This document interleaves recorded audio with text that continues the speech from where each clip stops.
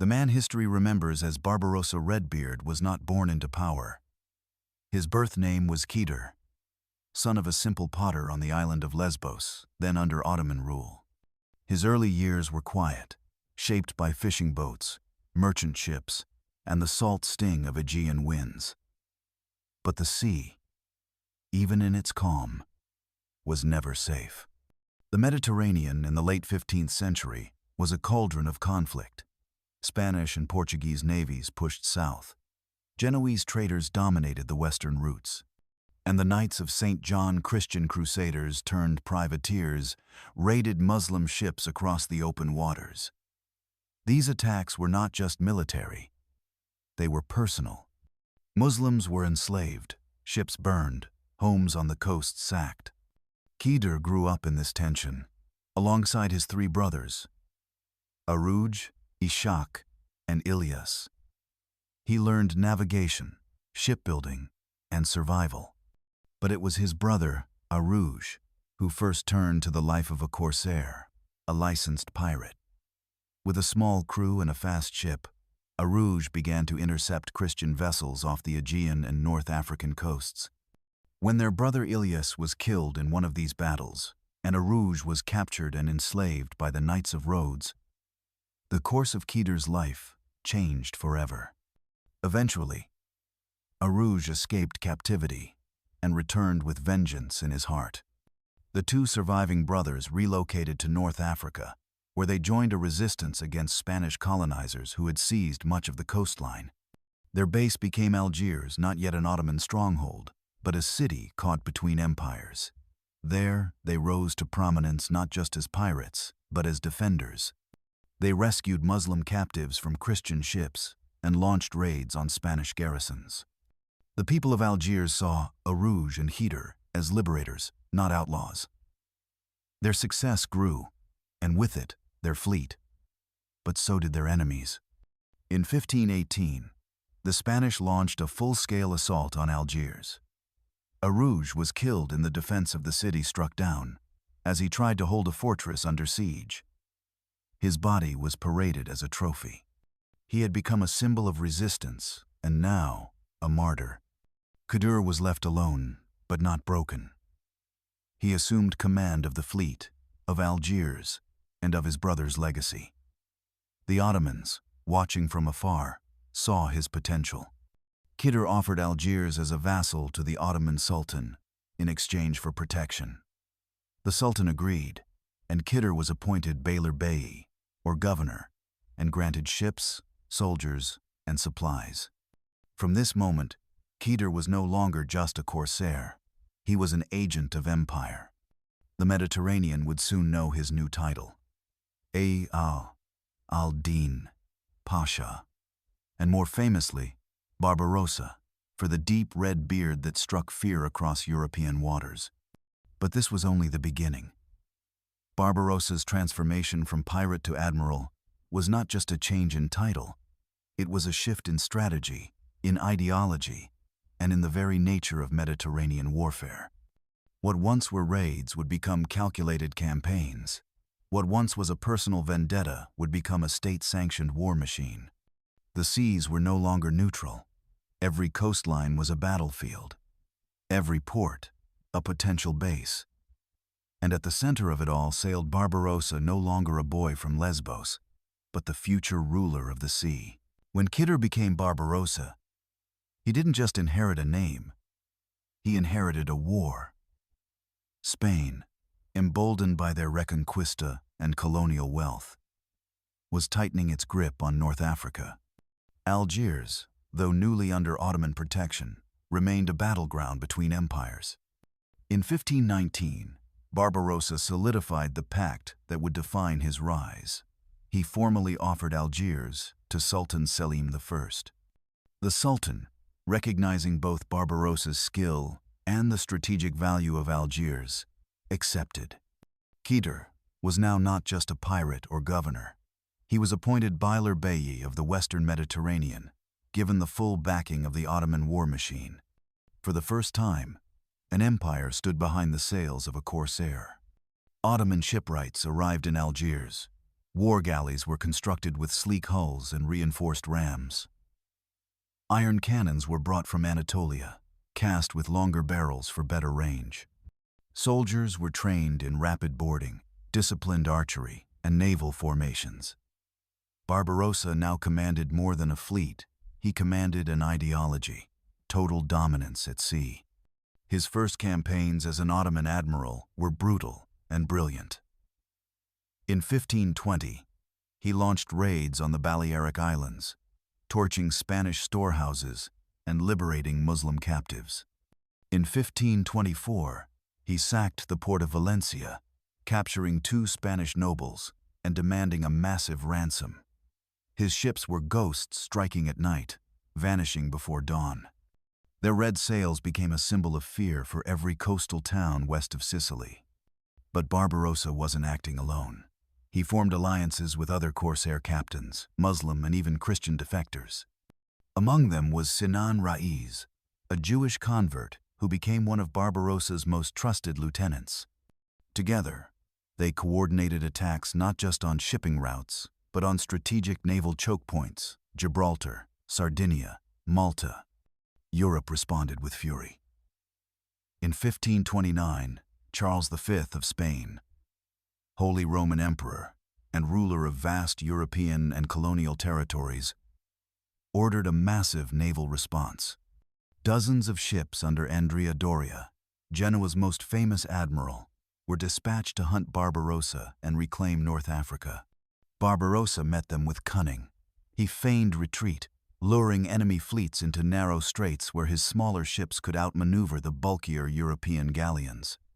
He used the coastline itself, hidden bays, sudden wind shifts, and sandbanks as weapons. In battle after battle, he left the enemy scattered or sunk.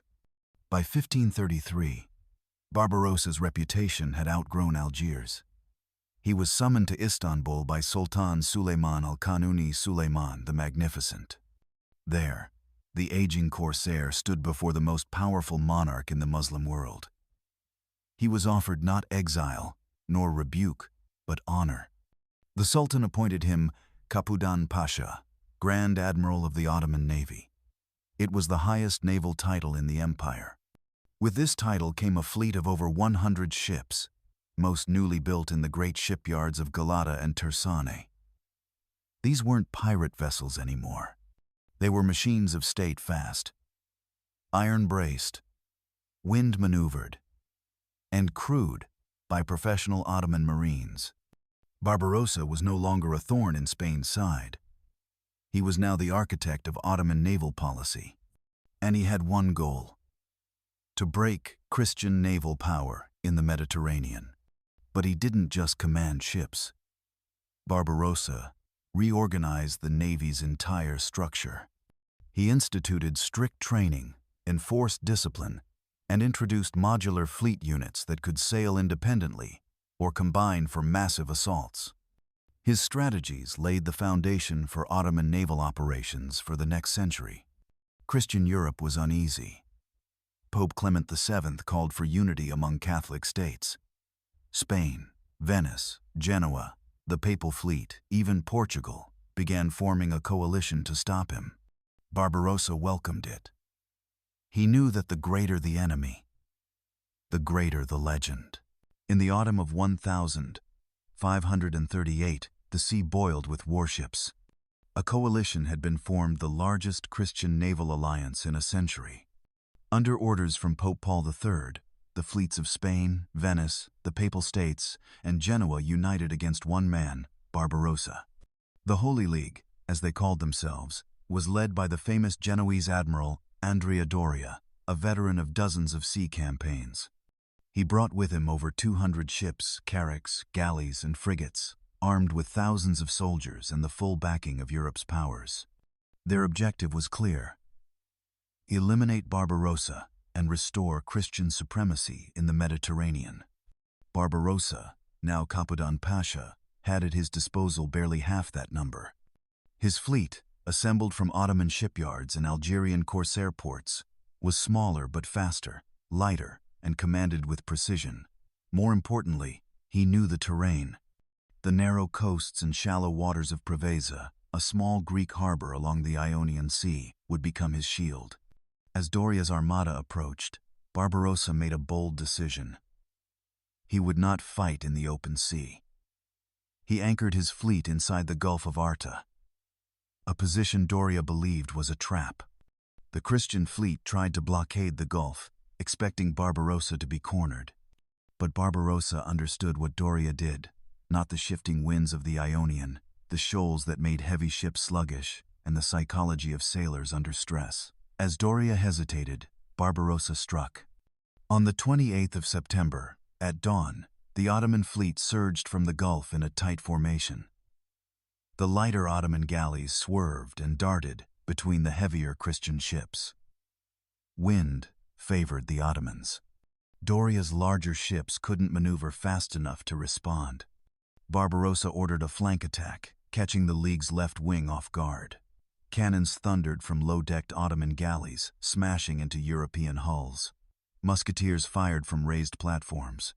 Grappling hooks flew. In moments, decks were ablaze, sails torn, and the coalition lines collapsed into chaos. Andrea Doria, cautious and proud, refused to commit his personal flagship into the thick of the battle. His hesitation would cost the coalition dearly. Without leadership in the center, the Christian fleet faltered. Venetian ships tried to regroup, only to be struck by fire ships sent in from Barbarossa's reserves. By mid-afternoon, the sea was littered with broken masts and burning wrecks. Dozens of Holy League ships were sunk or captured. The Ottomans, with fewer losses, pulled back into the Gulf by nightfall victorious. The Battle of Preveza was more than a tactical win. It was a strategic turning point. For the first time in living memory, the balance of naval power in the Mediterranean had shifted toward the Ottoman Empire. The Christian alliance had been humbled not by numbers, but by cunning, speed, and deep knowledge of the sea. Barbarossa's victory was celebrated across the Islamic world. Poets wrote of his maneuvering as divine precision. In Istanbul, Sultan Suleiman declared him the greatest admiral in Ottoman history. European maps were redrawn, with Ottoman waters stretching from the shores of Tunisia to the gates of Venice. But for Barbarossa, Preveza was more than fame, it was vindication. All those years of being branded a pirate, a renegade, a threat to order, now he stood as a commander of empire, his tactics studied by enemies, his red beard feared from Gibraltar to Rhodes. In the aftermath, the Holy League dissolved in shame. No other Christian naval alliance of that scale would be attempted again for decades. Meanwhile, Barbarossa strengthened Ottoman dominance in the sea, securing trade routes, escorting pilgrimage ships, and establishing new ports under Ottoman flags. And yet, even in triumph, he remained a sailor at heart. Barbarossa knew that the sea gives and the sea takes. No victory was eternal, but Preveza was the kind of battle that makes legends, and legends, unlike ships, do not sink. Barbarossa died in 1546, not in battle, but in comfort in his seaside palace in Istanbul, surrounded by maps, naval records, and the red banners of victories past. He was buried along the Bosphorus, in a grand tomb overlooking the water, where the Ottoman fleet still salutes him to this day before sailing into open sea. His death marked the end of an era, but not the end of his influence. In the decades that followed, Barbarossa's name became doctrine. His tactics were studied in Ottoman naval academies. His battle formations at Preveza were taught to commanders across 3 continents. The very structure of the Ottoman Navy, modular squadrons, mobile galleys, coastal control, was built on the principles he had crafted through experience, not theory. He had turned the corsair's code speed, surprise, adaptability into imperial strategy. Barbarossa left no kingdom in the traditional sense. He built no capital, crowned no heirs, and ruled no land. But in the world of naval power, his legacy was territorial. He redrew the map of the Mediterranean. Where once the sea was carved into Catholic and Crusader waters, Barbarossa had filled the void with Ottoman ports, fortified islands, and safe routes for Muslim traders and pilgrims. Cities like Tunis, Algiers, and Tripoli flourished under his influence. Not because they were spared from war, but because they were protected by a system he helped enforce. Supply lines, dockyard networks, and trained coastal garrisons. European powers never forgot him. In Venetian reports, his name appeared constantly, often with warnings like, "Redbeard's fleet has been seen near Crete," or "Prepare for incursion from Algiers." Even after his death, Christian fleets hesitated to venture too far east without heavy escort. In Spanish court documents, Barbarossa was blamed for everything from lost treasure fleets to failed crusades in North Africa. His portrait, often exaggerated, appeared on pamphlets in Rome and Madrid, red beard thick as fire, eyes like storm clouds, cloak whipping in imagined wind. He became myth and monster all at once. But in the Muslim world, he was a symbol of defiance and brilliance. From Istanbul to Cairo, from Morocco to Mecca, stories were told of the pirate who outwitted empires, of the orphan who became admiral, of the corsair who brought the seas to heel.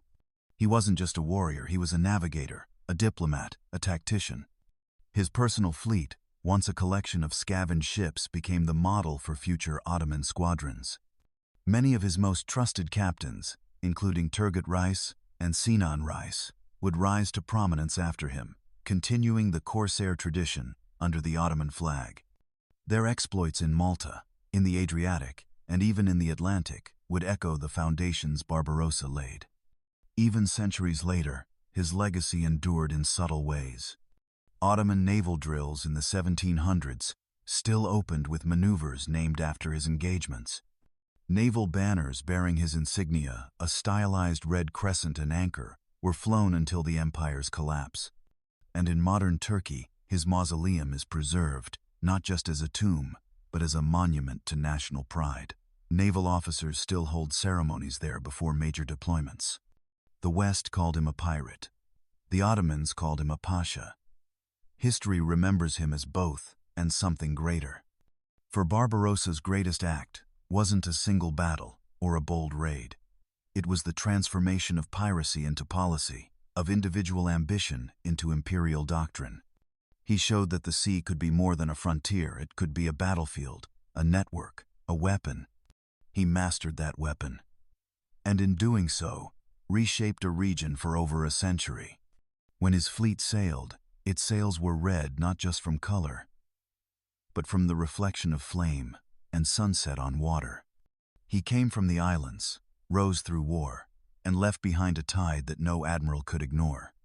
Barbarossa didn't need a throne. The sea was his empire. Thank you for joining us on this journey through the life of Barbarossa, the corsair from humble island origins to the admiral who redrew the map of the Mediterranean. His story was not just one of conquest, but of transformation where piracy became naval doctrine and a single man's ambition altered the course of empires.